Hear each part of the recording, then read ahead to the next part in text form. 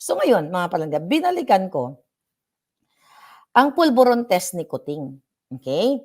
Binalikan natin ng bonggang-bongga at kinumpare ko sa pulburon test niya kay Sara at kay Trillanes. Okay. Tignan natin, 'di ba nung November 22, okay?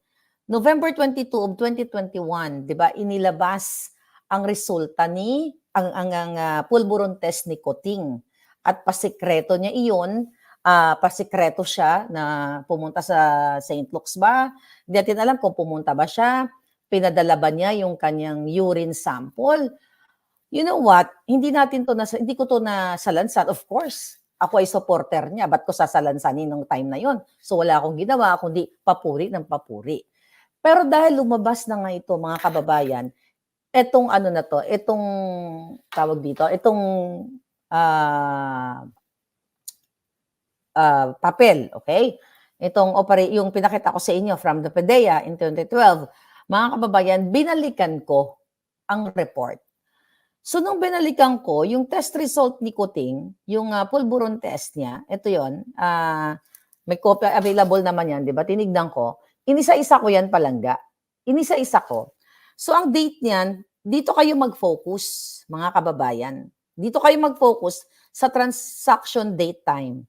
Yan, umpisan muna natin, sabihin na naman ni Lason is AI na naman to. Okay, ayan, si Kuting, di ba? Alam nyo yan, di ba? Very famous naman yan na papel na inilabas nila. So, inisa-isa natin yan, palangga. Okay? Yung kanyang pangalan, nandiyan, yung kanyang birthday, edad. Dito ako na alarma. Okay? Dito tayo na alarma sa, tignan nyo yung transaction date. Listen to that. See? Okay? Kung babasahin dito, transaction date time, okay? 11/22/2021, 12:15 ng hapon.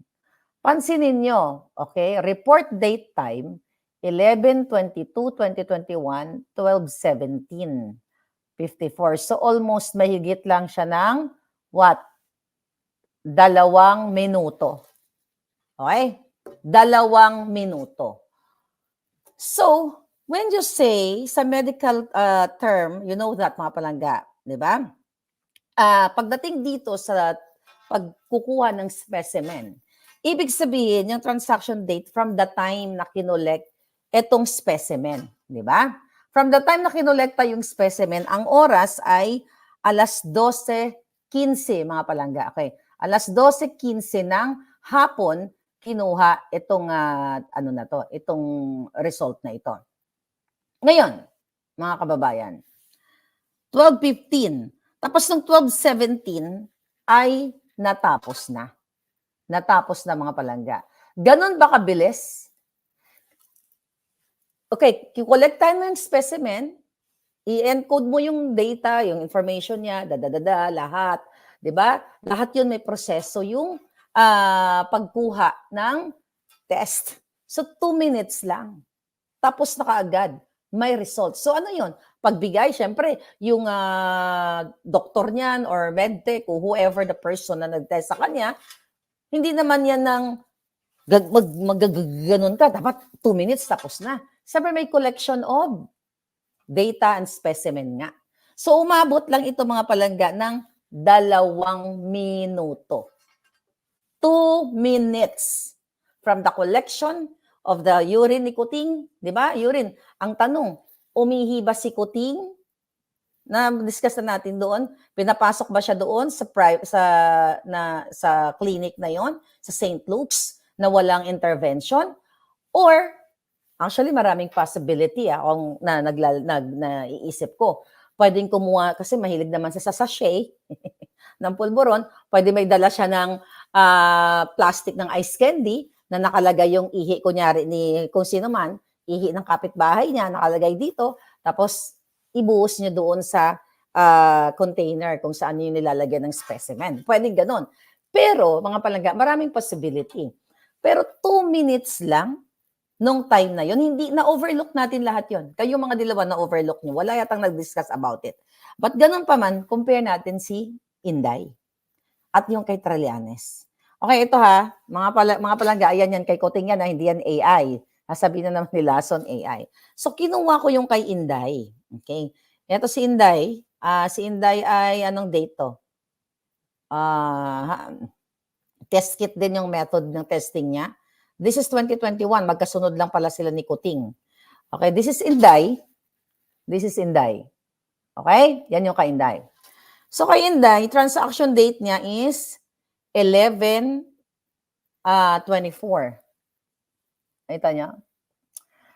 November 24, 2021, ang transaction date ni Inday ay 10:58 AM.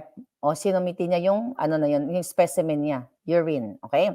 Report date, okay. Umabot pa, wait, andali, lumabo ang hitad. Okay? Umabot na ilang oras yan palangga. So, 10:58. O, the same day, 11. O, ilang oras yan? 12, 1, 2, 3. So, mahigit 4 na oras. Mahigit siyang 4 na oras, pero bakit kay Kuting 2 minutes lang? Bakit 2 minutes lang ang result ni Kuting from the transaction date? Diba? So ngayon, tignan natin okay, by the way, dito kay Inday, nakalagay dito yung result. Ayan yung mga, ito ang ni Inday, basahin nyo na lang. Yan yung pinatest ni Inday. Okay? Ayan, basahin nyo na ng bonggang-bongga lahat. Yan, yan. Okay? Ngayon, dyan sa kay Inday, yung kanyang result and remarks meron. Pansinin nyo remarks, negative, pass, okay. Then kay Kuting, balikan natin kay Kuting. Kay Kuting, one-liner lang. Ang kay Kuting, look. Ang kay Kuting, yun lang. Parang talagang minadali.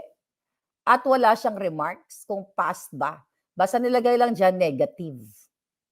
Okay? So, napansin kayo, dapat ipatawag itong itong analyst na nakasulat dito at yung head of laboratory na pumirma. Tingnan nyo nga ito, si Dr. Maria Cecilia Fernandez Lim. Baka na-appoint na to, hindi natin alam. Okay, ngayon mga pala, punta tayo kay Trillanes, yung BFF ko. Tingnan natin si Trillanes, mga kababayan. Si Trillanes, ito, kay Trillanes. Itong past ni Trillanes, Trillanes yan Ay, ba't ganyan? Green kasi ito si Trillanes. Green kasi green kasi, kaya nasa green sila. Pero tignan natin. Ang transaction date is June 30 of 2018. Ang transaction date ni Trillanes is July 30, 2018. Okay? 12 a.m. Okay? 12 a.m. Madaling araw si Trillanes. Mukhang nagbigay siya. May, bigla, ngayon ko lang napansin. Ayan, nakita niya? Trillanes says 12. Ayan, 12 a.m. Nakita niya? 12 a.m. kinolek yung kanyang specimen din August 3, 2018, 4:06 p.m. Sige, pagbigyan na natin si Trillanes. Tsaka na natin, bakit 12 a.m. But again, gusto kong ipakita sa inyo yung time difference.